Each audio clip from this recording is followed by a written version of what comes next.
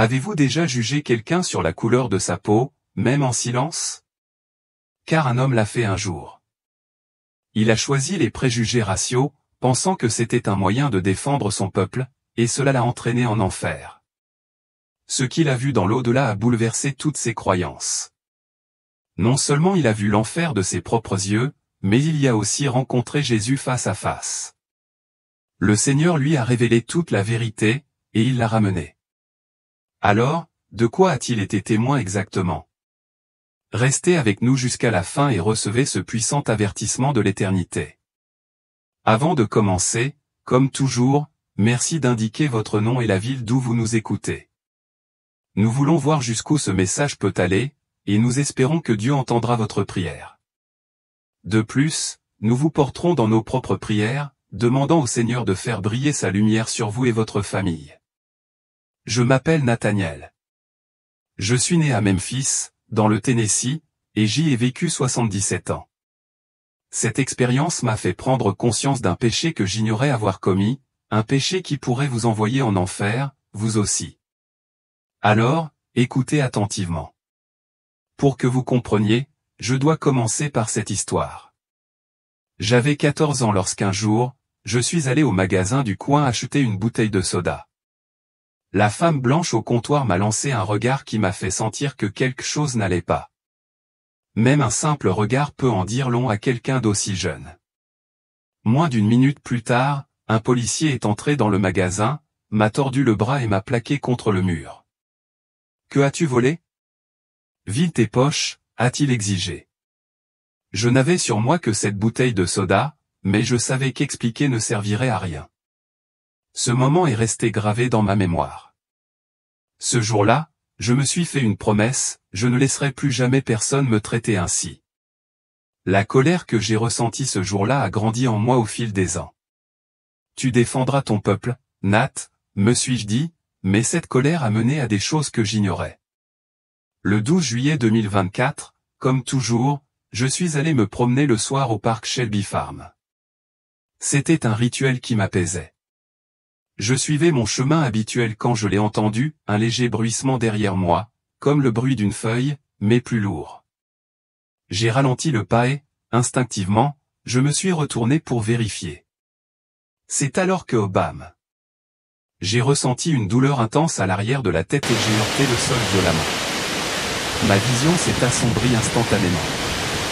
Je suis resté allongé là un moment, les oreilles bourdonnantes. J'ai essayé de relever la tête, mais ma nuque était dure comme de la pierre. Mes paupières se sont alourdies et tout a plongé dans l'obscurité. À cet instant, je me souviens n'avoir pensé qu'à une chose, est-ce que c'est fini? Est-ce que ça finira comme ça? Dans les ténèbres. Quand j'ouvris les yeux, un vide m'envahit, non pas la douce obscurité d'une paupière close, mais un abîme suffocant, lourd et vivant, comme s'il pouvait me dépouiller de mon âme. Il me serrait, un poids qui me donnait l'impression de voler l'air. Je portais la main à mon visage, cherchant désespérément à voir quelque chose de familier, mais il disparut dans le noir, comme si je n'existais plus. Un faible son perça le silence ou un pépiment délicat au début, comme un insecte lointain, mais il s'amplifia, se transformant en un son humain, un bourdonnement lugubre qui me tordait les entrailles. Gémissements et murmures tourbillonnaient autour de moi, certains lointains, d'autres si proches qu'ils semblaient effleurer ma peau, murmurant des secrets que je ne pouvais saisir. Je sentis un souffle, chaud et aigu, effleurer mon oreille, comme si quelqu'un se tenait juste derrière moi. Je me retournai, le cœur battant, mais l'obscurité se moquait de moi, il n'y avait rien. Ce doit être un rêve, balbutiai-je d'une voix tremblante. Il faut que je me réveille. Mais aucune volonté ne pouvait me ramener au monde que je connaissais. Je fis un pas, incertaine de marcher sur la terre ferme ou de dériver dans un vide infini. L'incertitude me rongeait, chaque mouvement étant un pari contre l'inconnu. Mes sens s'activaient, cherchant un lien avec la réalité, mais l'obscurité n'en offrait aucun. Puis le bruissement revint, non plus singulier, mais un cœur venant de toutes parts. Il était plus lourd, comme des pas avançant dans les feuilles sèches, m'encerclant avec détermination. Mon pouls accéléra, l'air s'épaississant d'une présence invisible mais perceptible dans mes os. La peur me rongeait la poitrine, mais une étrange curiosité la hantait. Quel était cet endroit? L'obscurité semblait palpiter d'une intention, m'attirant plus profondément. J'avançais, chaque pas étant une soumission à l'inconnu, inconscient de descendre dans un royaume au-delà des cauchemars. Le bruissement devint plus fort. Les créatures de l'enfer. Et puis je les vis d'abord des ombres, vagues et fugaces, comme de la fumée s'élevant dans l'obscurité. À mesure que ma vue s'habituait, leur silhouette s'affina, révélant des yeux rouges et brillants perçants et prédateurs non pas comme ceux d'un rat, mais bien pire, brillants de malice. Ils se déplaçaient à une vitesse surnaturelle, filant dans le vide, leur silhouette une parodie de vie. Une créature s'arrêta devant moi, sa présence pesante me clouant sur place. C'était grotesque. Des ailes de chauve-souris, déchirées et veinées, pendaient de sa silhouette voûtée, et ses mains griffues ou étrangement humaines frémissaient de faim. Ses oreilles étaient les pires, l'une déchirée et déchiquetée, l'autre anormalement grande, tremblante comme si elle entendait chacune de mes pensées. Du sang suintait de ses longues dents acérées, des morceaux de chair coincés entre elles, luisant dans la faible lueur rouge de ses yeux. Ce doit être un cauchemar, murmurai-je d'une voix à peine audible, il le faut. Mais mes pieds étaient cloués au sol, trahissant mon envie de fuir. La créature pencha la tête, m'observant d'un regard qui transperça mon âme, inflexible et cruel. Je me sentais exposé, comme si elle voyait toutes mes peurs, tous mes péchés enfouis. Mon cœur battait la chamade, chaque battement était une supplication pour m'échapper, mais je ne pouvais pas bouger. « Éloigne-toi de moi » criai-je, la voix brisée par le désespoir. Les lèvres de la créature s'étirèrent en un large sourire, révélant ses dents ensanglantées ou une provocation silencieuse. Puis elle hurla un son si perçant qu'il me trancha l'esprit comme des couteaux, résonnant sans fin. Je me bouchai les oreilles, mais le cri s'enfonça plus profondément, implacable. La panique m'envahit et je courus, les jambes battant contre le sol brûlant, mais le son me poursuivit, tel un prédateur implacable. Le rire de la créature bas et guttural se mêlait aux cris, hantant chacun de mes pas. Je trébuchais dans l'obscurité, haletant, l'air chargé d'effroi. Les yeux de la créature semblaient me suivre, leur lueur rouge était un phare dans le vide. Ce n'était pas un rêve. C'était l'enfer, et ses habitants m'observaient, attendant ma chute. Le cri à Dieu. Essoufflé, je trébuchais en avant jusqu'à ce que mes jambes cèdent, m'obligeant à m'arrêter. Je me penchai, les mains sur les genoux, cherchant l'air qui me donnait l'impression de voir du verre en fusion se déverser dans mes poumons. La chaleur était désormais insupportable, pas seulement une chaleur ou même un feu, mais une présence suffocante qui enveloppait mon corps comme un serpent de feu. Ma peau brûlait à chaque inspiration, et la sueur me coulait dans le dos, piquant les plaies ouvertes dont j'ignorais l'existence. J'avais l'impression que la plante de mes pieds marchait sur la paroi d'un poêle brûlant, se boursouflant à chaque pas. Devant moi, des formes commencèrent à se dessiner dans la brume, un amas de mouvements ni solides, ni immobiles. En m'approchant, je réalisai avec horreur ce que c'était. Ce n'était pas un amas d'objets ni une structure de pierre, mais des gens, des centaines, peut-être des milliers, se tordant et emmêlés dans un amas de souffrance. Certains étaient à genoux, les mains levées vers un ciel sans oreilles pour les entendre. D'autres rampaient comme des vers sur un terrain vague de cendres et de débris, la peau rouge et pelée, les yeux écarquillés et sans vie. La puanteur était insupportable, chair brûlée, déchets en décomposition, émanations chimiques et désespoir. Ce n'était pas un lieu de punition destiné à corriger, mais un lieu d'enfouissement d'âmes damnées, jetés comme des ordures. Dispersés parmi eux se trouvaient des objets qui évoquaient des vies ruinées, des livres réduits en cendres, des bouteilles brisées en de cruels éclats, des jouets rouillés, de la nourriture pourrie grouillant d'insectes. Les livres semblaient crier en silence, comme si les histoires qu'ils contenaient autrefois avaient été tues à jamais. Un homme serrait une poupée cassée, les lèvres tremblantes comme s'il chuchotait à un enfant perdu depuis longtemps. Une autre femme se balançait d'avant en arrière, les yeux crevés, murmurant des mots que je ne comprenais pas.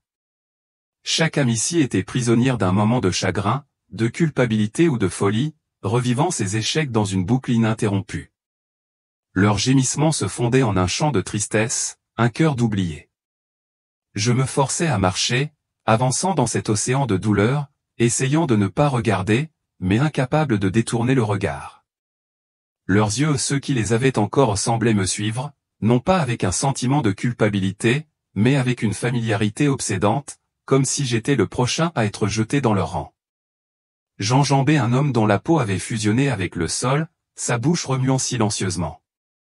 J'entendais les battements de mon cœur résonner plus fort que leurs cris, mais même ne parvenaient pas à couvrir le poids de la souffrance humaine qui m'entourait. Mon âme souffrait comme si chaque centimètre carré de cet endroit cherchait à m'entraîner avec lui. Finalement, j'atteignis une rivière non pas d'eau, mais d'acide vert et bouillonnant. Sa surface écumait et sifflait, soulevant une brume qui me brûlait les yeux et la gorge. L'odeur était chimique, comme de l'eau de javel mélangée à du soufre ou une puanteur qui me retournait l'estomac. Je m'accroupis pour observer de plus près, et c'est là que je les vis des gens dans la rivière, leur corps contorsionné, leur peau se dissolvant en lambeaux. Ils s'agitaient et hurlaient, mais leurs cris étaient si aigus, si stridents, qu'ils résonnaient comme du verre se brisant sans cesse dans mon esprit. Leurs visages se fondaient en masques d'agonie méconnaissables. Les mains d'un homme n'avaient plus de peau, juste des os agrippés au vide, s'accrochant à un salut qui ne viendrait jamais. Je tombais à genoux, le corps tremblant, tandis que je tentais de me couvrir les yeux pour chasser l'horreur, mais elle était gravée dans mon esprit comme de l'acide dans ma chair. Ce n'est pas réel, m'étranglais-je, les larmes coulant à flots. Seigneur, s'il te plaît, réveille-moi. Mais il n'y avait pas de réveil. Aucune voix du ciel. Il n'y avait que l'enfer, et moi, debout dedans. Mes mains serraient la terre brûlante, mes ongles grattaient la cendre, essayant de m'ancrer, de ne pas sombrer davantage dans la folie. Puis j'entendis un cri ou une voix de femme, aiguë et brisée. Je me tournai vers ce cri et longeai la berge à toute vitesse jusqu'à ce que je la voie. Elle était agenouillée près du bord, les bras autour d'elle, les épaules tremblantes, le visage enfoui dans ses mains. L'espace d'un instant, je crus pouvoir la sauver. Je vais te sortir de là, hurlai-je en courant vers elle. Elle releva lentement la tête et, en voyant son visage, je me figeai. Ses yeux avaient disparu, des orbites vides et creuses me fixaient, mais la douleur y était toujours présente. Personne ne sort, murmura-t-elle d'une voix rauque comme du papier déchiré. Personne ne sort. Elle baissa de nouveau la tête et je regardai son corps se dissoudre, fondre dans l'acide. Disparaissant sans un bruit, je tombai en arrière, mes jambes cédant sous moi. Ces paroles résonnèrent dans la vallée de feu et de poison, plus terrifiantes que les cris. Il n'y avait aucune issue, aucun pardon, aucune lumière. C'était l'enfer, pas une métaphore, pas un rêve, mais la réalité. Un endroit où l'espoir n'avait aucun sens, où le chagrin était gravé dans les os de chaque âme. J'ai enfoui ma tête dans mes mains et j'ai sangloté jusqu'à ce que les larmes sèchent sur ma peau brûlée, le poids de cette réalité me brisant plus que n'importe quelle douleur ne le pourrait. Un frisson m'envahit, plus froid que le vent glacial qui enveloppait mon corps depuis mon arrivée dans ce lieu infernal. Ce n'était pas un froid physique, mais spirituel, comme si la moelle de mon âme commençait à se fissurer. Je restai immobile au bord de la rivière acide, observant son courant grotesque bouillonner et siffler en dévorant les formes qui s'y tortillaient. L'air était lourd de soufre et de désespoir, et pourtant, au milieu de tout cela, un visage émergea de l'horreur bouillonnante, un visage que je reconnus. Ce n'était pas un inconnu de ce cauchemar, mais un garçon de mon passé, un élève. Il était assis au premier rang de ma classe de lycée, les yeux toujours baissés, la voix toujours douce. Je ne lui avais jamais vraiment parlé, pas plus que nécessaire. Mes propres préjugés s'étaient enroulés autour de mon cœur comme des lianes, murmurant qu'il était différent, qu'il ne comprendrait pas parce qu'il était blanc. J'avais gardé mes distances ou une distance construite sur l'histoire, la douleur et une amertume que je n'osais jamais nommer. Ce même garçon était là, submergé par l'acide, la peau arrachée en lambeaux, les mains griffant l'aide qui ne viendrait jamais. Sa bouche s'ouvrit dans un cri si grand qu'il semblait anormal, mais aucun son ne sortit de ses lèvres, seule la douleur jaillit. Il tourna la tête et nos regards se croisèrent. J'aurais préféré ne pas les avoir regardés.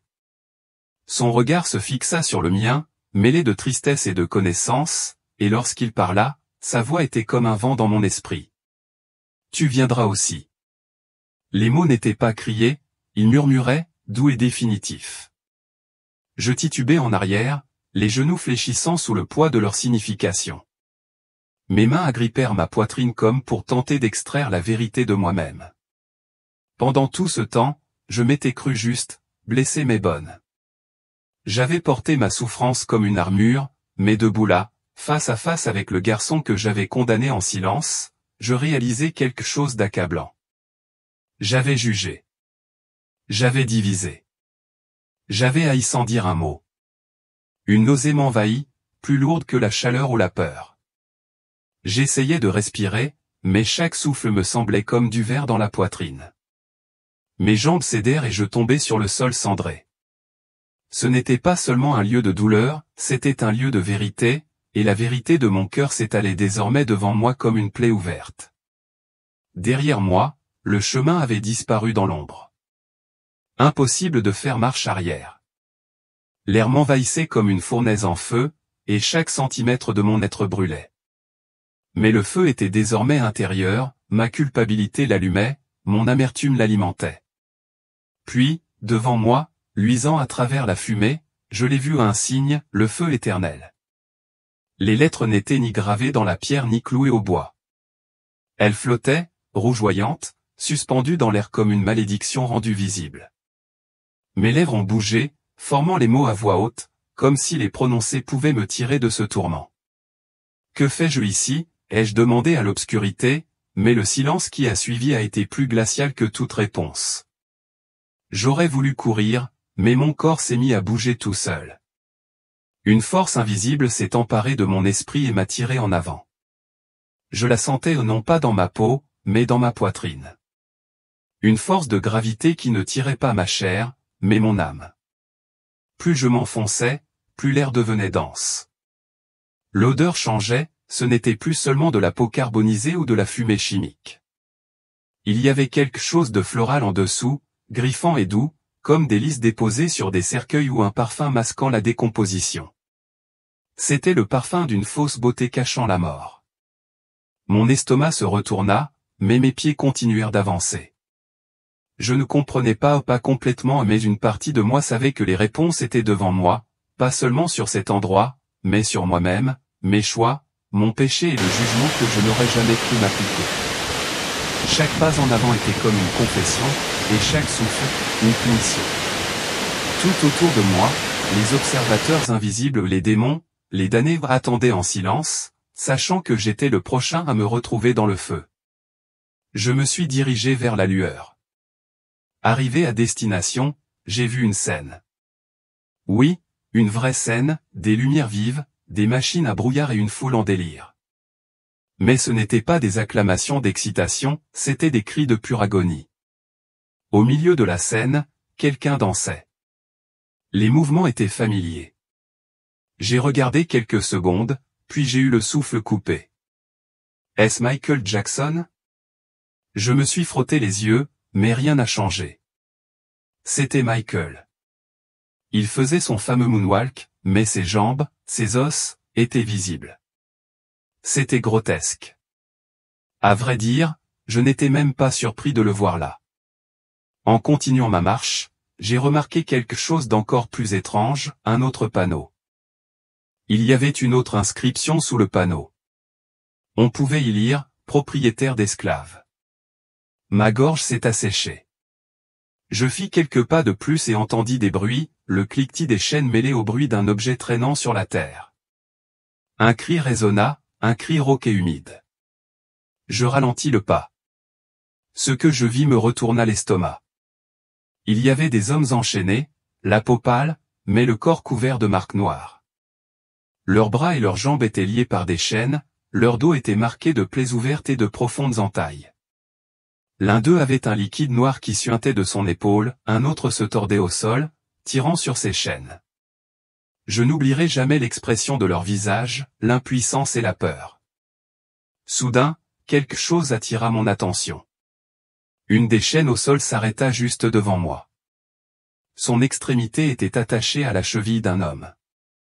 Il avait les cheveux gris et des traits prononcés.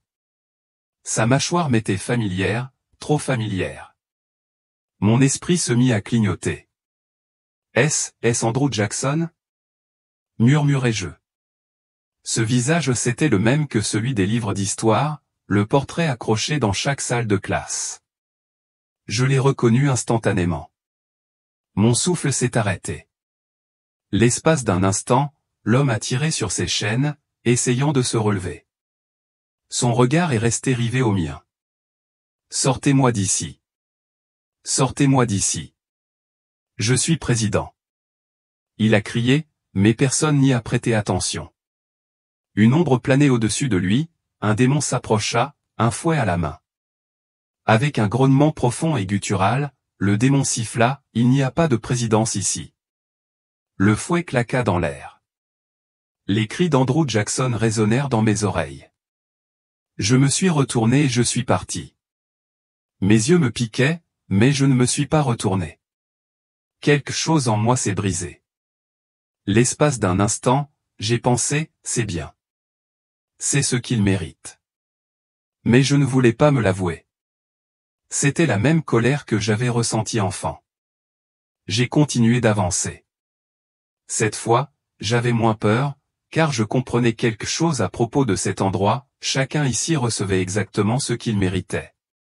Mais ensuite, je me suis posé une question, et moi? Que fais-je ici? L'obscurité devant moi était plus dense qu'avant, mais je savais une chose. Ce chemin me menait quelque part, et quoi qu'il arrive, j'allais continuer à marcher. J'atteignis un espace ouvert. Soudain, tout autour de moi s'élargit. Je levai les yeux. Il n'y avait pas de plafond, mais je voyais des choses bouger dans l'obscurité au-dessus. J'aperçus les ombres de créatures ailées. Des grognements résonnèrent de toutes parts. En me retournant, je les ai vus. Ils étaient plus grands et plus terrifiants que les créatures que j'avais vues auparavant, des démons. Ces créatures m'ont entouré en un instant, leurs yeux rouges brillant dans le noir. Certains se tenaient sur deux jambes, d'autres rampaient à quatre pattes. Quelques-uns d'entre eux avaient de longues cornes torsadées. L'un d'eux se tenait juste devant moi, son souffle chaud me brûlait le visage. Il se léchait les dents avec sa longue langue dégoûtante. Ce que j'ai vu dans ses yeux était suffisant pour percer l'âme d'un homme. Dans ses yeux, j'ai vu de la haine, de la rage et, pire encore, de l'amusement. Il s'amusait. Tu appartiens aussi à cet endroit, rugit-il. Mais ensuite quelque chose s'est produit. Les images de la semaine passée défilaient devant mes yeux. La première scène, ma fille Rachel. Nous étions assis dans une cuisine ce jour-là. Elle me tenait la main et essayait de me dire quelque chose. « Papa, je veux me marier, dit-elle. » Au début, j'étais content, mais ensuite elle m'a montré le garçon. Il était blanc et je m'y opposais. Ses yeux se remplirent de larmes.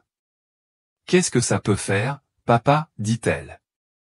Je lui ai lancé un regard dur. « Pardonne-moi, s'il te plaît, mon Dieu. Pardonnez-moi, je ne suis pas comme ça. Je ne suis pas comme ça, dis-je. » Des larmes coulaient sur mon visage. J'ai commencé à pleurer comme un enfant. J'ai pressé mon visage contre le sol. S'il vous plaît, s'il vous plaît. C'était une erreur, s'il vous plaît. Des chaînes se resserraient autour de moi de tous côtés. La respiration devenait de plus en plus difficile. Le rire des démons résonnait dans mon esprit. Cela durera pour toujours, me suis-je dit. Cette douleur ne finira jamais. Les larmes qui tombaient de mes yeux grésillaient sur le sol chaud. J'ai appuyé ma tête contre le sol. Dieu, si tu m'entends, sors-moi d'ici, s'il te plaît. À ce moment-là, tout s'est arrêté. Le rire cessa. Le cliquetis des chaînes métalliques s'est tu. La première chose que j'ai remarquée, c'était le silence. Puis j'ai entendu un bruit. Au moment où je l'ai entendu, les larmes ont coulé sur mon visage comme un torrent. Ce son contenait toutes les vérités que j'avais connues dans ma vie. J'ai levé la tête. Il y avait une silhouette dans la lumière. Il s'approchait lentement de moi. Même avec mes yeux plissés, je pouvais clairement voir le contour, vêtu de blanc, les bras grands ouverts. Son visage rayonnait d'une telle paix que le regarder dans les yeux était comme un enfant regardant dans les yeux de sa mère. « Qui es-tu » demandai-je, même si je connaissais déjà la réponse. C'était Jésus. Mon cœur l'a su avant mon esprit. Tant que vous continuerez à vous accrocher à la haine, à la colère et aux préjugés, votre âme restera enchaînée, a-t-il déclaré. Sa voix était douce, mais chaque mot avait du poids. Je suis tombé à genoux. Je me défendais juste, je ne savais pas, ai-je dit. Tu le savais, dit Jésus. Tu as toujours su. Tu as ignoré tous les signes qui t'ont été montrés. Tu as pris ta colère pour de la justice. Tu as pris tes préjugés pour de la protection. Ces mots ont brisé mon cœur. Je suis tombé en avant sur mes genoux, mon visage pressé contre le sol. Tout me revenait en mémoire, l'élève sur qui j'avais crié en classe, le moment où j'avais jugé ma fille au lieu de la serrer dans mes bras, la distance froide que je gardais avec mes élèves blancs, tout cela. Chacun de ces moments était une chaîne que j'avais forgée moi-même. J'avais tort. Pardonne-moi, sanglotai-je. Mes mots étaient brisés, mais chaque mot venait de mon cœur. Jésus a posé sa main sur mon épaule. C'était chaleureux et plein de paix. À ce moment-là, j'ai senti les chaînes tomber. Mes mains étaient libres. Mes pieds étaient libres. C'était comme si un poids avait été enlevé de ma poitrine. Jésus m'a regardé et m'a dit. Tu es pardonné, mais ton âme a encore besoin d'être transformée. La lumière s'est répandue sur moi avec une telle paix que j'ai arrêté de pleurer. C'était comme me réveiller d'un rêve, mais cette fois, je pouvais tout voir plus clairement, plus ouvertement. J'ai senti une pression sur ma poitrine, une pression intense, comme si quelqu'un était assis sur ma cage thoracique. À chaque poussée, j'entendais mes côtes craquer. 1, 2, 3, allez, respirez. Soudain, j'ai senti une bouffée d'air froid remplir mes poumons. Je haletais, luttant pour respirer. Mes yeux se sont ouverts des lumières vives, mais ce n'étaient pas les mêmes lumières rouges de cet enfer. C'était différent. C'étaient les lumières d'une ambulance. J'ai tourné la tête et j'ai vu 2 ambulanciers avec leurs visages couverts de masques. L'un d'eux rangeait le défibrillateur. Nous l'avons récupéré, a déclaré l'un d'eux. Je n'oublierai jamais cette phrase, on l'a récupéré. J'étais de retour. J'étais encore dans le monde des vivants. Je fixais le plafond en pensant à ce que j'avais vu. C'était comme un rêve. Mais chaque fois que je touchais mes mains, je pouvais encore sentir le froid de ces chaînes. Chaque nuit, je voyais le prêtre, les gens enchaînés et les cris provenant de cette rivière de l'enfer. C'est là que j'ai compris que ce n'était pas un rêve, mais un éveil. Un jour, ma fille Rachel entra dans la pièce. Elle n'était pas seule. Ce jeune homme était avec elle, l'homme blanc. Je ne me souvenais plus de son nom, mais c'était parce que je n'avais jamais essayé. Je l'avais toujours considéré comme un étranger. Il tenait la main de ma fille. Je l'avais déjà vu lui tenir la main auparavant, mais cette fois-ci, je l'ai vu plus clairement que jamais. Cet homme aimait ma fille sans crainte, et le bonheur de ma fille était si clair pour moi qu'une boule s'est formée dans ma gorge. J'ai regardé Rachel et j'ai avalé difficilement. Rachel, s'il te rend heureuse, alors il fait aussi partie de ma famille. Mes mots tremblaient. J'avais l'impression qu'il brisait une chaîne qui m'étranglait depuis des décennies. Les yeux de Rachel se remplirent de larmes. L'homme posa sa main sur sa poitrine et baissa la tête. Mais à ce moment-là, mes yeux sont restés fixés sur Rachel. Dans ses yeux, j'ai vu la petite fille qu'elle avait été autrefois. Je la libérais et je me libérais enfin moi-même. Après cela, je me suis consacré à l'Église et à Jésus. Merci de m'avoir écouté. Que Dieu vous protège tous. Introduction, un avertissement sur un péché invisible. Il existe un péché si subtil, si habilement déguisé, qu'il s'insinue dans la structure même de la vie d'un chrétien sans que personne ne le remarque et pourtant si dangereux. Ce ne sont pas les grands péchés du monde meurtre, vol ou blasphème qui volent les âmes des fidèles. Non, ce péché est plus silencieux, plus insidieux, caché dans les prières que vous dites, les hymnes que vous chantez, les actes de dévotion que vous accomplissez avec confiance. C'est un poison spirituel, un poison qui pénètre le cœur, transformant la foi en une façade. Des millions de croyants commettent ce péché chaque jour, sans savoir qu'il peut les conduire dans les feux de la damnation éternelle. Ce n'est pas le péché de l'athée. C'est le péché du religieux, caché dans les paroles mêmes que vous adressez à Dieu, dans les pensées que vous nourrissez en secret, dans l'orgueil que vous prenez pour de la piété. Aujourd'hui, nous vous apportons le témoignage remarquable de William, un homme qui s'est trouvé au bord de l'enfer et a reçu un message direct et déchirant de Jésus-Christ sur ce péché caché. Son histoire est plus qu'un récit personnel. C'est un avertissement divin, un appel clair à chaque chrétien pour qu'il examine les profondeurs de son cœur avant qu'il ne soit trop tard. Alors, quel péché entraîne les croyants en enfer? Est-ce que vous le nourrissez encore maintenant avec chaque prière, chaque acte d'adoration? Restez avec nous jusqu'à la fin, car cette vérité pourrait être la clé de votre salut, ou la révélation de votre péril spirituel. Avant de commencer le voyage de William, prenez un moment pour ouvrir votre cœur à la vérité divine. Faites 2 choses pour affirmer votre disponibilité. Abonnez-vous à cette chaîne et rejoignez plus de 50 000 croyants qui recherchent la lumière de la parole de Dieu et demeurent ensemble fermes dans la foi. Laissez un commentaire ci-dessous avec votre nom et votre ville, affirmant votre engagement envers Christ devant le ciel, afin que ces bénédictions vous soient accordées où que vous soyez. Préparez-vous maintenant. Le témoignage de William vous guidera à travers les ténèbres de l'orgueil et la lumière de l'humilité, remettant en question tout ce que vous croyez concernant votre foi. Commençons. Je m'appelle William et, pendant un demi-siècle, j'ai vécu une vie dont j'étais certain qu'elle plairait à Dieu. Né dans une famille catholique fervente, la foi était la pierre angulaire de mon existence, aussi naturelle que la respiration. Notre maison était un sanctuaire de prière, où chaque matinée commençait par la douce voix de ma mère récitant le « Je vous salue Marie », ces paroles, telles une mélodie sacrée, se tissant à l'aube. Les soirées se terminaient par des prières familiales autour d'une Bible usée posée sur la table de la cuisine, aux pages cornées et jaunies, toujours ouvertes comme si sa seule présence pouvait rapprocher le ciel. Enfant, j'absorbais ces rituels comme une éponge, convaincu qu'ils étaient l'essence de la foi, la clé de l'approbation divine. J'étais un chrétien modèle, du moins le croyais-je. J'assistais à la messe tous les dimanches, à ma place familière et pure dans la vieille église en pierre où la lumière du soleil filtrait à travers les vitraux, projetant des arcs-en-ciel sur les fidèles.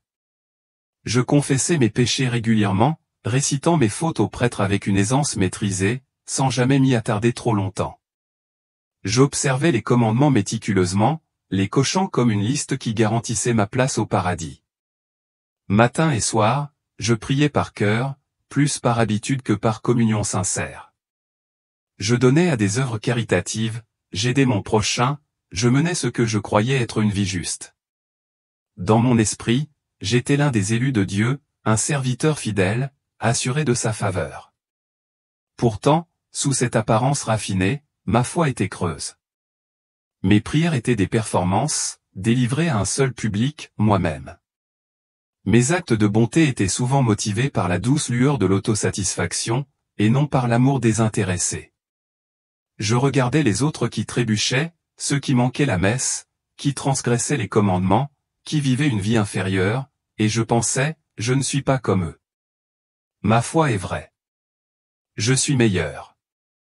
Je portais ma dévotion comme un insigne d'honneur, une armure brillante qui me donnait le sentiment d'être intouchable. L'enfer, je croyais, était réservé aux rebelles, aux méchants flagrants, pas aux croyants comme moi.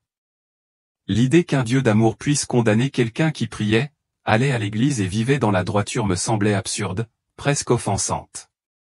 J'étais, à mes propres yeux, spirituellement immunisé, ma fidélité étant une monnaie d'échange qui garantissait l'approbation éternelle de Dieu. Mais en y réfléchissant maintenant, je vois les failles de ma certitude.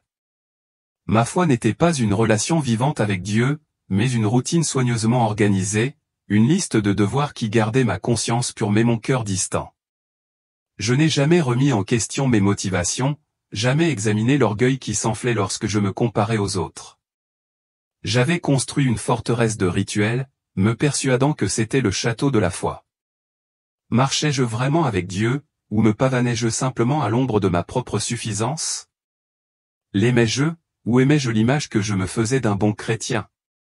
Ces questions, profondément enfouies, allaient bientôt refaire surface, exigeant des réponses d'une manière que je n'aurais jamais pu imaginer.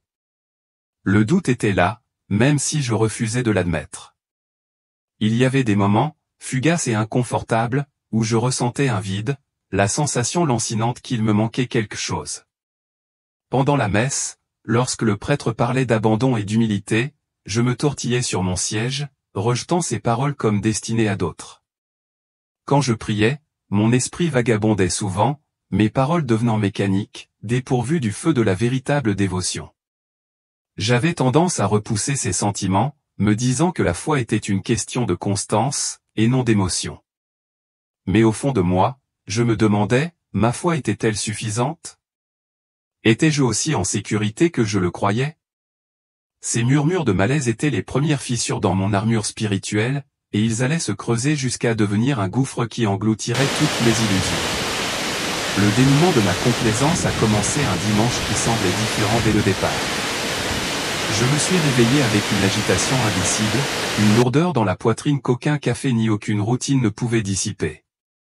C'était comme si mon âme frappait depuis des années et qu'elle martelait à présent, refusant de se taire.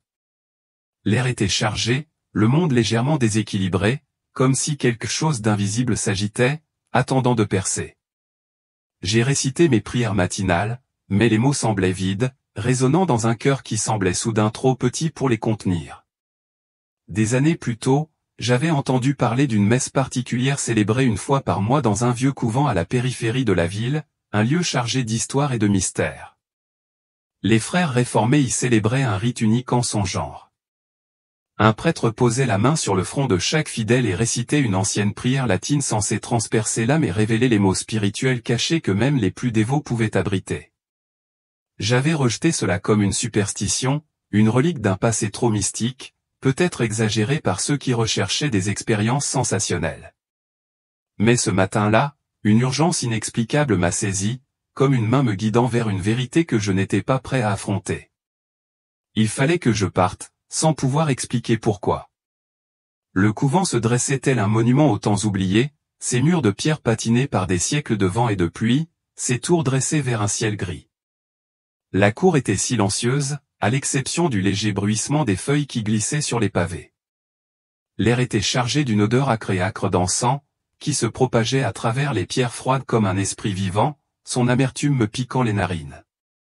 En franchissant le seuil, j'ai vu les fidèles rassemblés, hommes et femmes de tous âges, leurs visages exprimant une multitude d'émotions. Certains étaient tendus, leurs yeux scrutaient nerveusement, d'autres étaient calmes, les mains jointes dans une attente silencieuse. Quelques-uns affichaient une expression de peur, comme s'ils savaient que la prière pourrait révéler quelque chose qu'ils préféreraient garder secret. L'intérieur de la chapelle était sombre, éclairé seulement par la lueur vacillante des bougies qui projetaient de longues ombres sur les murs. Les bancs étaient usés, le bois poli par des générations de fidèles, et l'air vibrait d'une énergie étrange, un mélange de recueillement et d'impatience. Je pris place parmi l'assemblée, le cœur battant, même si je me disais que ce n'était que de la nervosité. Le prêtre, un homme d'un certain âge, aux yeux enfoncés et à l'allure sereine, commença la messe d'une voix emplie d'une autorité tranquille. À mesure que l'office avançait, le moment du rite spécial approchait. Un à un, les fidèles se mirent en rang, leurs pas hésitants mais déterminés à recevoir le contact du prêtre.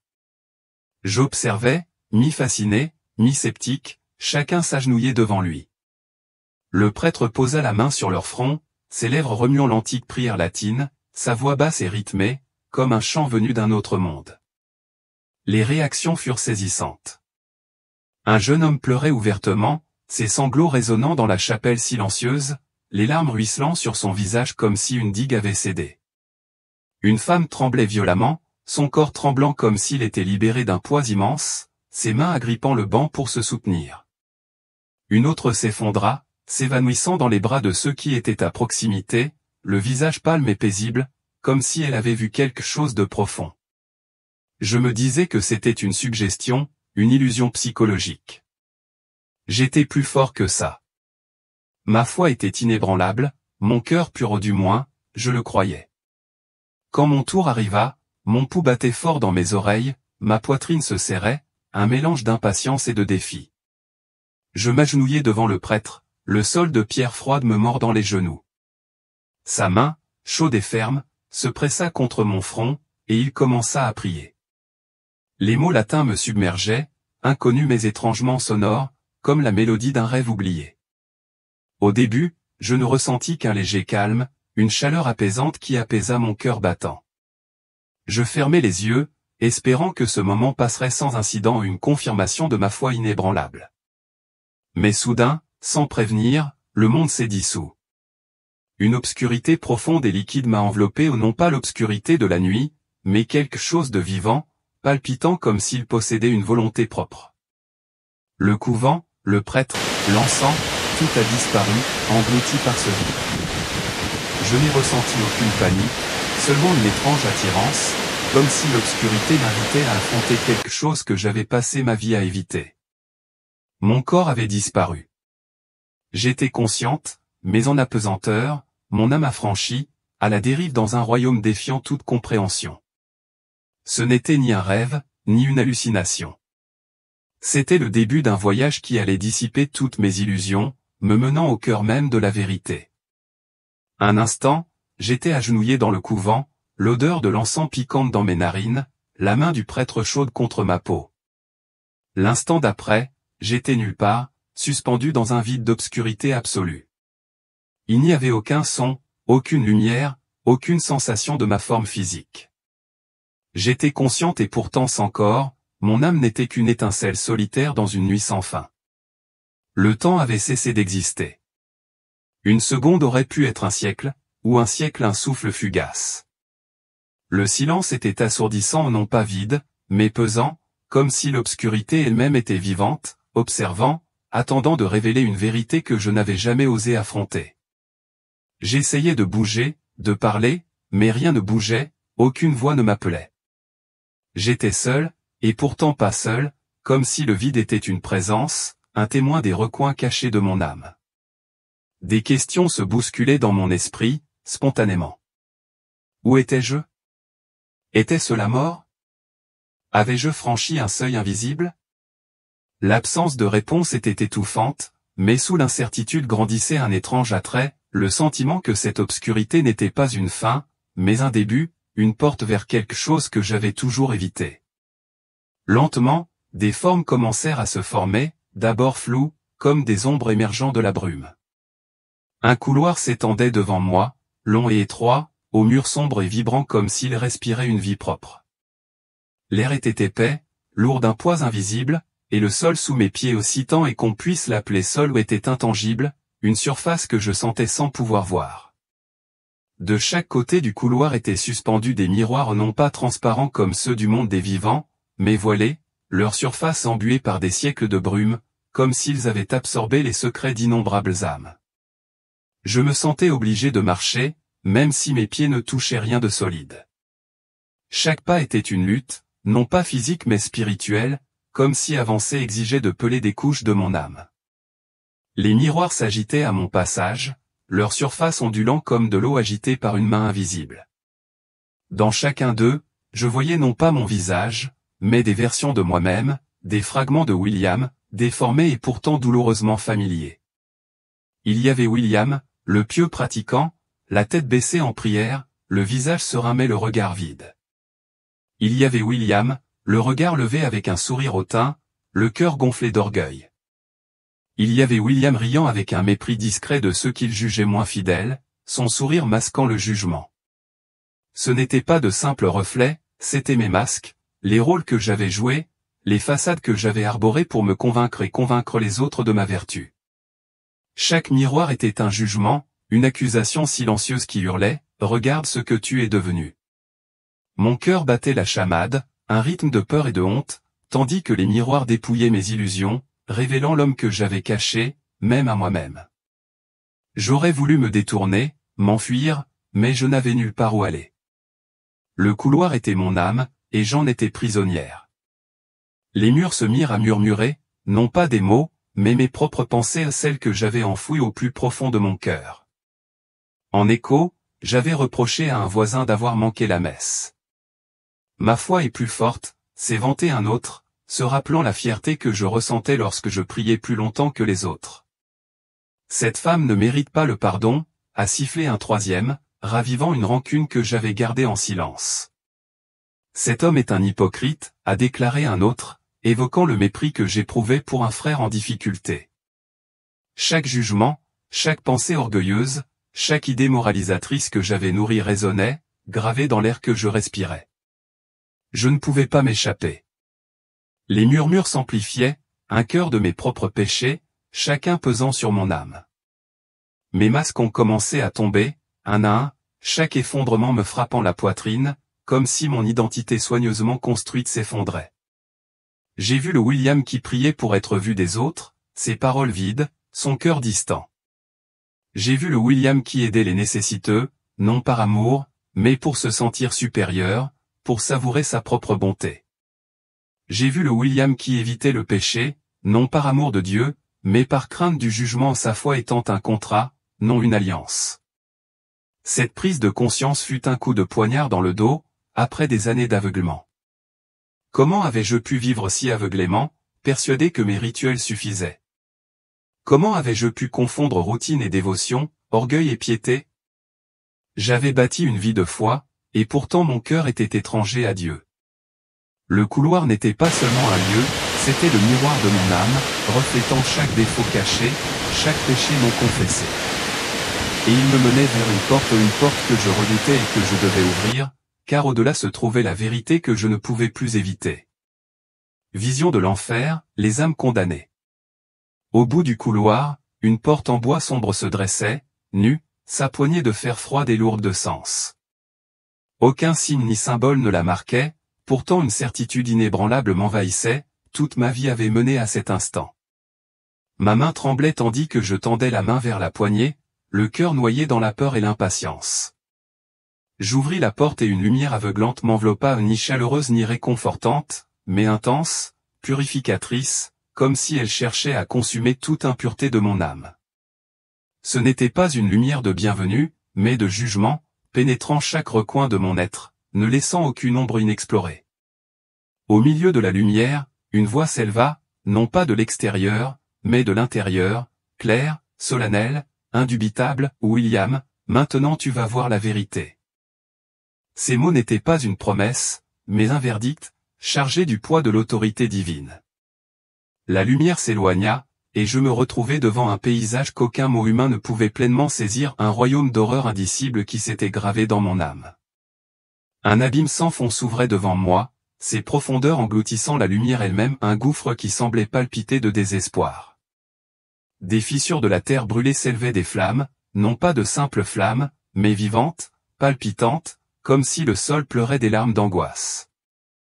Ces flammes étaient conscientes, se déplaçaient avec détermination, frappaient avec une précision impitoyable, sachant exactement qui engloutir. L'air était chargé de soufre, chaque respiration était une lutte, comme si l'atmosphère cherchait à étouffer l'âme. La puanteur était irrésistible, un mélange de métal brûlé et de décomposition, qui m'enveloppait comme une seconde peau. Au-dessus, aucun ciel n'offrait de soulagement, seulement une obscurité suffocante, trouée par des éclairs cramoisis qui illuminaient l'horreur en contrebas, leurs arcs déchiquetés, telle la colère divine, déchirant le vide. Le sol sous mes pieds gémissait, non pas sous le poids physique, mais sous celui d'innombrables âmes, comme si la terre elle-même portait leurs milliers de tourments. Au milieu des flammes, je les voyais non pas des démons avec des cornes et des griffes, mais des hommes et des femmes, au visage étrangement familier. Un pasteur qui prêchait autrefois dans ma ville, sa voix autrefois tonitruante de conviction, se tenait maintenant silencieux, les yeux écarquillés de terreur, les mains tendues en vain. Un diacre avec qui j'avais prié, autrefois calme et respectueux, se tordait maintenant de douleur, les doigts griffant l'air. Une femme assise au premier rang à la messe, son chapelet toujours à la main, le serrait maintenant tandis que les flammes la consumaient, le visage crispé dans un cri silencieux. Leur agonie n'était pas physique, mais spirituel, un tourment qui les consumait jusqu'à l'essence même, les laissant dans un état de désespoir éternel. Je titubais, l'esprit bouleversé, le cœur noué par l'incrédulité et l'horreur. C'étaient des chrétiens, des croyants comme moi. Ils avaient prié, servi, vécu pour Dieu, ou du moins, c'est ce que je croyais. Ils avaient rempli des églises, dirigé des congrégations, récité les Écritures. Comment pouvait-il être ici, dans ce lieu de tourment sans fin? Je m'écriai, la voix tremblante, éraillée par le désespoir. Pourquoi? Ils t'aimaient. Ils t'ont servi. Comment peuvent-ils être ici? La voix répondit, sa fermeté transperçant ma confusion comme une lame. Ils ont prié, mais n'ont jamais vraiment ouvert leur cœur. Ils vivaient selon leur propre justice, pas la mienne. Ils jugeaient, méprisaient, se croyaient supérieurs. Ils se cachaient derrière la religion pour éviter d'affronter leur orgueil. Ces mots me frappèrent comme un coup de poing, chacun étant une révélation d'une vérité que je n'avais jamais envisagée. Je vis des mains jointes en prière, consumées par le feu, leur geste fut-il face aux flammes.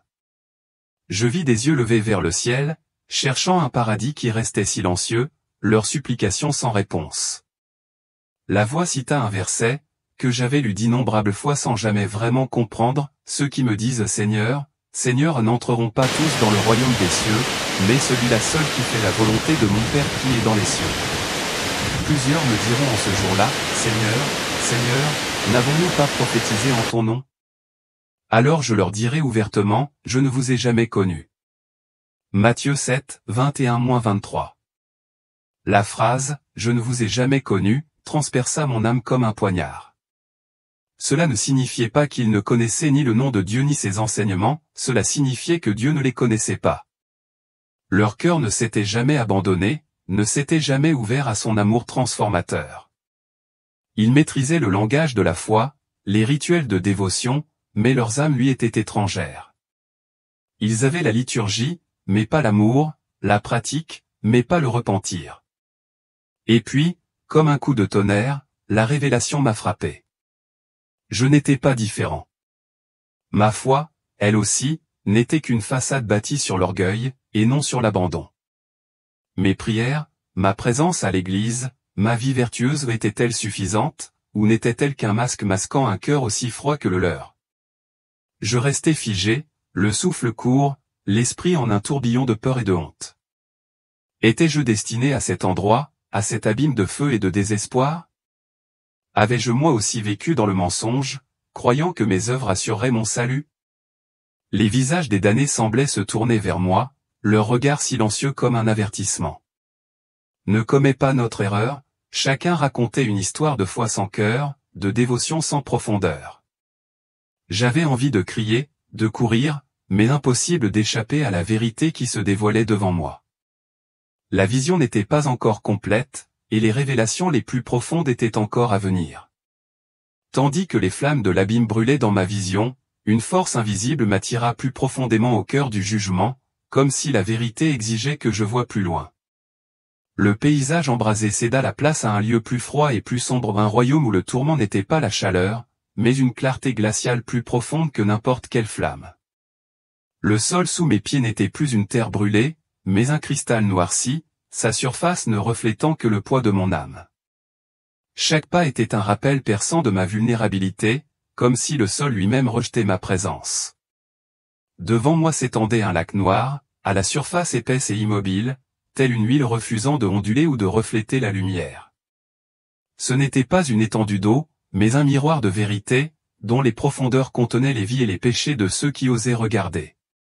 Le lac ne reflétait ni le ciel ni les environs, il reflétait des visages, des moments, des motivations, un témoignage implacable des réalités cachées du cœur. L'air ici était différent, non pas sulfureux, mais lourd d'un silence qui me serrait la poitrine, un silence de conscience de soi, de remords qui rongeaient l'âme, de honte impossible à échapper. Des âmes se blottissaient au bord du lac, courbées et brisées comme des enfants abandonnés dans la tempête, sans personne pour les réconforter.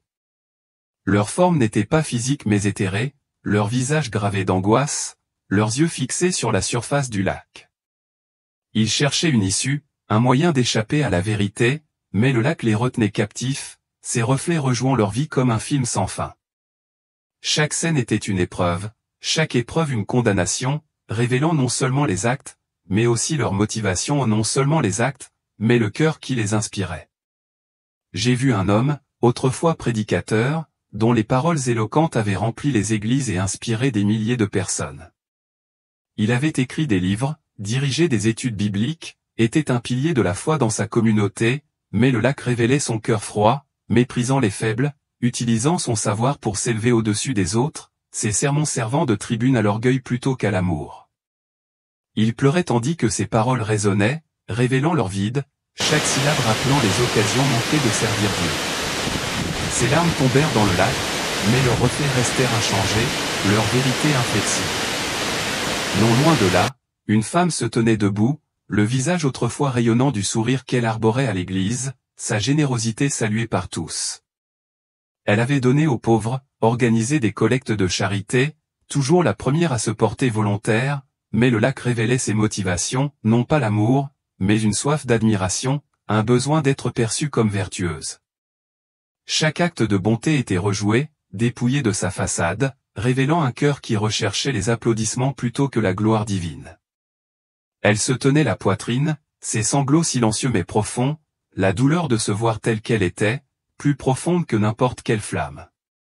Chaque âme était confrontée au même tourment, voir sa vie telle que Dieu la voyait, sans filtre, sans excuse. Ici, pas de cri, seulement le poids écrasant de la clarté, l'agonie de la vérité semblait trop tardive. J'évoluais parmi eux, invisible, ressentant pourtant leur douleur, leur honte s'infiltrant dans mon âme. Je voulais détourner le regard, mais le lac m'appelait, sa surface ondulait comme pour m'inviter à voir mon propre reflet.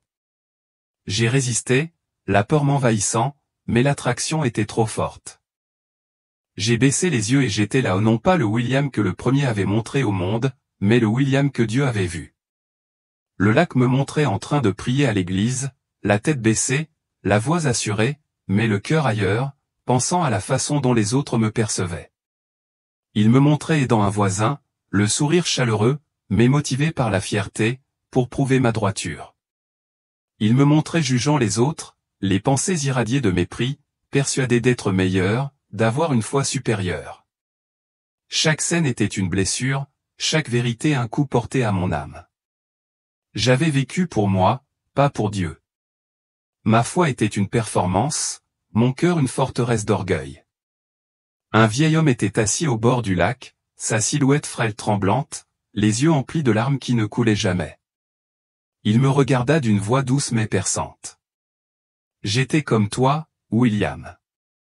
Je pensais que la foi suffisait. Je priais tous les jours, je prêchais aux foules, je jugeais ceux qui vacillaient. J'étais respecté, admiré, loué par un homme de foi, disait-on. Mais je n'ai jamais su quel était mon cœur. Je n'ai jamais laissé Dieu le transformer. Je me cachais derrière mes œuvres, mes paroles, persuadé qu'elles me rendaient digne. Maintenant, je suis là, observant chaque occasion manquée, chaque parole arrogante, chaque regard méprisant. Je ne peux pas revenir en arrière, mais toi, tu peux. Ces paroles m'ont pénétré comme des pierres, lourdes d'avertissement et d'espoir. J'ai compris que l'enfer n'était pas seulement le feu, mais la lucidité et l'insoutenable clarté de voir son orgueil quand il est trop tard pour changer.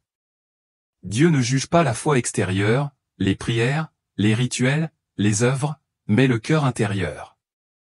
Et un cœur gonflé d'orgueil, aussi pieux soit-il, n'a pas de place pour lui. Je restais là, tremblante, tandis que les reflets du lac s'estompaient, mais la vérité demeurait, brûlante dans mon âme. Était-ce mon avenir, d'être piégé dans ce lieu de regret éternel, ou avais-je encore une chance de faire demi-tour? Fausse foi, la façade publique. La vision changea, comme si la vérité exigeait que je voie une nouvelle couche de tromperie. La voix reprit, d'un ton à la fois solennel et pressant. Maintenant, tu verras ceux qui ont parlé en mon nom, mais qui ont préféré les louanges des hommes à ma vérité. Le lac noir se dissipa et je me retrouvai dans une église, pas une vraie, mais un écho figé, une ombre de culte à la fois familière et étrangère.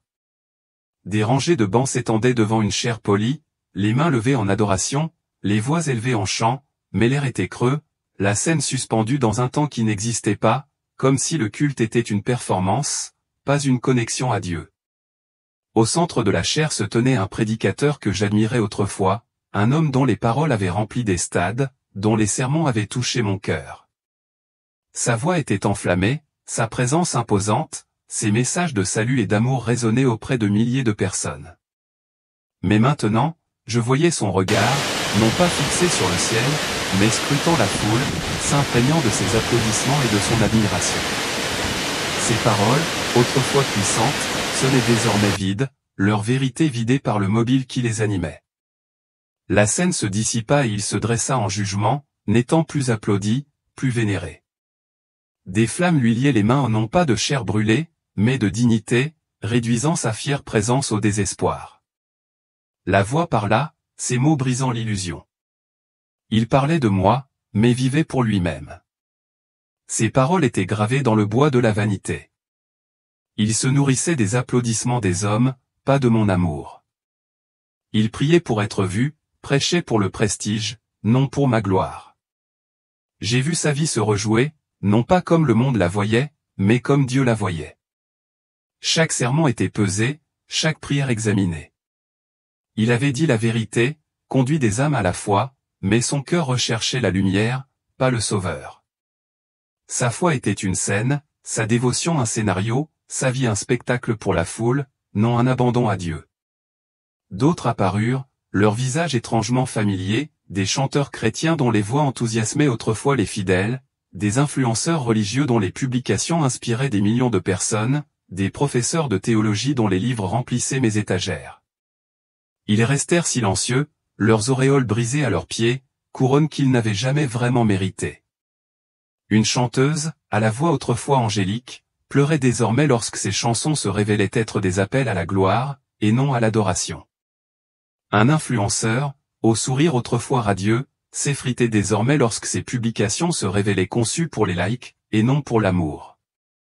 Un enseignant, au savoir autrefois profond, se révélait désormais comme un outil de fierté intellectuelle, et non de croissance spirituelle. L'un d'eux se tourna vers moi, sa voix, une supplication désespérée qui résonna en moi. « William, toi aussi tu cherchais à être vu, à te sentir mieux, à être admiré. Toi aussi tu voulais l'approbation des autres, le respect de la foule. Sois prudent. Nous nous sommes perdus dans les mots, dans l'illusion de la foi. Tu peux encore choisir le silence qui sauve. » Ces paroles me transpercèrent comme des épées, car elles étaient vraies. Moi aussi, j'avais aspiré à l'approbation, savouré le sentiment d'être un bon chrétien. J'avais prié à l'église, la tête baissée, mais mon cœur recherchant l'approbation de ceux qui m'entouraient. J'avais aidé les autres, mais souvent pour prouver ma vertu, pour me délecter de ma propre bonté. J'avais cru, mais combien de fois mon cœur avait-il battu pour le regard des autres, et non pour le sourire de Dieu? Le péché ne résidait pas dans leurs paroles ou leurs actes, mais dans leur motivation, un orgueil déguisé en foi, des sermons vides de sens, une dévotion égocentrique et non sauveur. La voix murmura, bouleversant mon âme par sa clarté, « Je ne cherche pas ta voix. Je cherche ton cœur. » Ces mots étaient à la fois un jugement et une supplication, un appel à me dépouiller de cette façade et à mettre mon cœur à nu devant Dieu. Je restais là, l'âme tremblante tandis que la vision des faux croyants s'estompait, mais leur avertissement persistait, un feu dans mon esprit me pressait de changer avant qu'il ne soit trop tard. Le poids de ce que j'avais vu m'écrasa, mes illusions se brisèrent comme du verre sous l'implacable vérité. Repentir douloureux, une chance de revenir. J'étais brisé, non pas physiquement, mais spirituellement, mon orgueil exposé, ma foi révélée comme une coquille vide. Pourtant, cette rupture n'était pas une destruction, c'était une nécessité, la seule voie pour reconstruire un cœur capable de connaître véritablement Dieu. Je tombais à genoux, le sol froid inflexible sous mes pieds, le cœur noyé dans la honte, la peur et le désir désespéré. « Seigneur, m'écriai-je, la voix brisée par le poids de ma supplication, comment puis-je vivre sans me tromper ni te tromper? Comment puis-je t'aimer sincèrement? Montre-le-moi, je t'en prie, avant qu'il ne soit trop tard. » La voix répondit, ces mots précis et perçants, tel un scalpel. La vérité ne s'impose pas par la force, elle s'obtient quand l'orgueil s'effondre. Ces mots n'étaient pas une réprimande, mais une invitation, un appel à abandonner la forteresse que j'avais bâtie sur moi-même. J'ai revu, comme dans une vision à l'intérieur d'une vision, chaque prière que j'avais prononcée sans émotion, chaque acte accompli par devoir plutôt que par amour, chaque instant où j'avais remercié Dieu uniquement parce que la vie était belle, et non parce que je l'aimais. Chaque souvenir était un miroir, reflétant non pas mes œuvres, mais mon cœur, me révélant l'orgueil qui m'avait dominé, l'autosatisfaction qui m'avait aveuglé.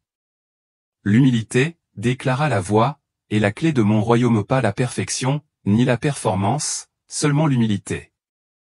Ce mot résonna dans mon âme, tel un phare dans l'obscurité, une vérité que je n'avais jamais pleinement saisie. L'humilité n'était ni faiblesse, ni soumission, mais le courage de me voir tel que j'étais vraiment, une pécheresse en quête de grâce, une âme dépendante de la miséricorde divine. J'avais passé ma vie à m'efforcer d'être bon, d'être digne, mais Dieu ne voulait pas de mes efforts. Il voulait mon cœur, nu et brisé, ouvert à son amour transformateur. J'ai pleuré, non pas par peur, mais par honte, non seulement à cause de mes péchés, mais pour les années que j'avais vécues sans le connaître vraiment. J'avais prié, servi, cru, mais mon cœur était resté étranger à sa voix. J'avais bâti une vie de foi, mais son essence m'était passée à côté, l'abandon, la dépendance, l'amour. Les larmes coulaient, chacune étant une délivrance, un abandon de l'orgueil qui m'avait enchaîné. J'étais vide, et pourtant, dans ce vide, je sentais naître l'espoir, la possibilité d'un nouveau départ. L'humble saint, le vrai chemin. Tandis que la voix parlait, une silhouette apparut au non pas rayonnante de gloire ni vêtue de splendeur, mais simple, humaine, douloureusement réelle. Un homme était assis par terre, ses vêtements usés et rapiécés, les mains rugueuses par le travail, le visage marqué par des larmes anciennes. Ses yeux étaient baissés, non pas de honte mais de révérence, et en lui brillait une lumière non celle du succès. Pour la première fois, j'ai compris ce que Dieu désirait vraiment, non pas mes rituels, ni mon savoir, ni mes œuvres, mais mon cœur dépouillé, petit et vrai. Cet homme, inconnu du monde, était connu de Dieu. Sa vie lui avait valu l'humilité, sa foi était un acte quotidien de grâce. Il n'avait pas cherché à être reconnu, mais seulement à être trouvé par Dieu, et c'est ainsi qu'il avait trouvé le repos éternel. La voix parla de nouveau, ces mots comme une feuille de route pour mon âme, vis comme quelqu'un qui reçoit la foi chaque jour, non comme quelqu'un qui la possède. Ne juge pas ceux qui chutent, sois le premier à demander pardon. Ne prêche pas avec certitude, témoigne en tremblant. Vis pour être oublié des hommes, mais trouvé par moi. Ces mots étaient à la fois un commandement et une promesse, un appel à une nouvelle façon de vivre, une foi enracinée non pas en soi, mais dans l'abandon. Je compris alors ce que signifiait craindre le Seigneur, non pas une crainte servile, mais la tendre crainte d'un enfant qui aspire à ne pas briser le cœur de son père. Je m'agenouillai, non pas par contrainte, mais parce que je ne pouvais me tenir devant un Dieu si juste, si miséricordieux, si saint. Mon cœur, autrefois forteresse d'orgueil, était maintenant un vase brisé, ouvert à sa grâce. La vision de l'homme humble persistait, une lueur d'espoir, un rappel que le salut ne se mérite pas, mais se reçoit ou ne s'obtient pas, mais s'y abandonne. Je n'étais pas encore guéri, mais je commençais, et ce début était suffisant. Le sol tremblait sous mes pieds, non pas de destruction, mais de libération, comme si la terre elle-même me libérait. La vision s'estompa, l'obscurité et la lumière se dissolvant en une douce lueur tamisée. Je me suis réveillé dans une chambre d'hôpital, les lumières fluorescentes crues me piquant les yeux, l'odeur stérile de l'antiseptique contrastant avec le soufre et l'encens de la vision. Le monde me semblait étranger, comme si je ne lui appartenais plus, aux ses couleurs trop vives, ses sons trop aigus. Les draps sous moi étaient impeccables, le bip des machines un hymne lointain, les voix étouffées des infirmières devant la porte un rappel d'une vie que j'avais laissée derrière moi. Les médecins m'ont dit que je n'avais perdu connaissance que quelques minutes, un bref instant qu'ils attribuaient au stress ou à la déshydratation. Mais ce que j'avais vécu n'était pas un trou de mémoire passager. C'était une éternité condensée en quelques instants, un voyage au plus profond de mon âme et des réalités de l'éternité. Aucun examen médical ne pouvait l'expliquer, aucun diagnostic ne pouvait expliquer ce changement en moi. Mon âme semblait réécrite, sa structure profondément altérée, comme si la main de Dieu avait remodelé son essence même. Pendant 3 mois, un mal de tête sourd et persistant m'a tourmenté, écho physique des vérités spirituelles que j'avais perçues. Ce n'était pas seulement une douleur, mais un poids, un rappel constant des visages dans les flammes, des cris silencieux, du lac de vérité, de la voix qui me transperçait le cœur. Chaque nuit, je fermais les yeux et les revoyais, les prédicateurs enchaînés, les âmes en flammes, l'avertissement du vieil homme, la lumière de l'humble saint. La douleur était un appel à l'action, une exigence de ne pas enterrer ce que j'avais vu, mais de le porter vers l'avant, un fardeau que je ne pouvais ignorer. Je savais que je ne trouverais la paix qu'en retournant auprès du prêtre dont le contact avait ouvert cette porte. Je l'ai cherché, le cœur lourd du besoin de partager, de me libérer. Dans le silence du couvent, je lui ai raconté mon histoire, chaque détail, chaque révélation, la voix tremblante tandis que je revivais l'horreur et l'espoir. Ses yeux se sont remplis de larmes, et quand j'ai eu fini, il s'est agenouillé près de moi, les mains jointes aux miennes, priant non pas comme un prêtre pour un paroissien, mais comme un frère dans la foi. William, dit-il d'une voix brisée, depuis des mois, je prie pour obtenir une réponse au fardeau qui me déchire l'âme. Ta vision est cette réponse. Dieu a parlé à travers toi, il t'a envoyé pour révéler cette vérité.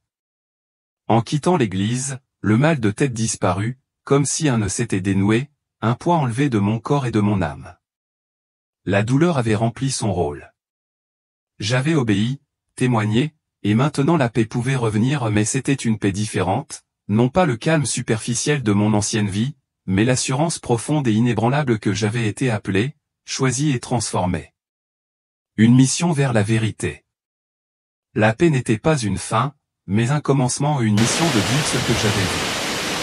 Je ne pouvais plus me taire, car cette vision ne m'était pas réservée.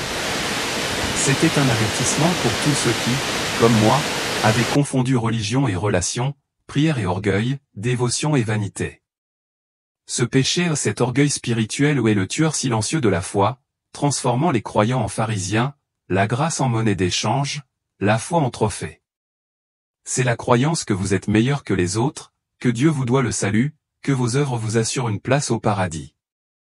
C'est le péché qui remplit l'enfer de chrétiens, des hommes et des femmes qui ont prié, servi, cru, mais n'ont jamais ouvert leur cœur à l'amour transformateur de Dieu. Frères et sœurs, écoutez-moi, Dieu ne recherche pas vos paroles, vos rituels, votre justice apparente. Il recherche votre cœur brisé, humble, tremblant devant sa sainteté. Il recherche une foi qui reçoit sa grâce quotidiennement, et non une performance exigeant son approbation. Il recherche un amour qui pardonne sans mesure, une humilité qui s'agenouille sans orgueil, une vie qui témoigne en tremblant, sans se vanter. Ne vous laissez pas tromper par une foi sans cœur, une dévotion sans profondeur. L'enfer n'est pas réservé aux méchants, il est réservé à ceux qui portent le vêtement de la foi mais cachent un cœur orgueilleux. Vivez chaque jour comme si c'était le dernier. Aimez sans juger, car le jugement est un orgueil déguisé.